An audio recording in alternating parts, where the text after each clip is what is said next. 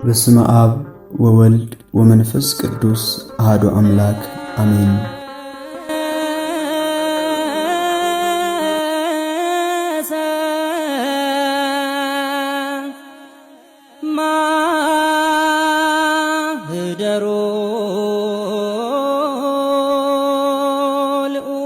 መዝሙረ ዳዊት ምዕራፍ 2 እግዚአብሔር ውስተ ማእከላ አሕዛብ ለምን ያጉረመርማሉ? ወገኖችስ ለምን ከንቱን ይናገራሉ?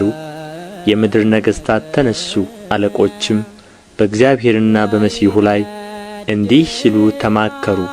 ማሰሪያቸውን እንበጥስ፣ ገመዳቸውንም ከእኛ እንጣል። በሰማይ የሚኖር እርሱ ይስቃል፣ ጌታም ይሳለቅባቸዋል።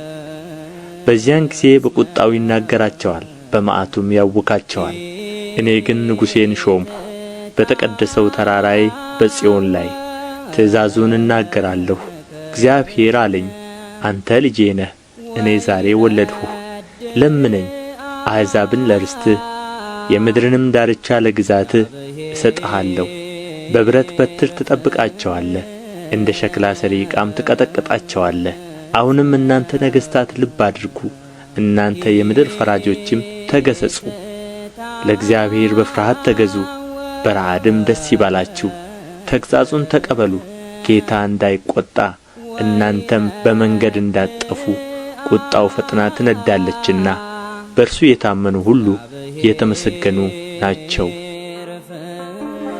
ወስብሐት ለእግዚአብሔር።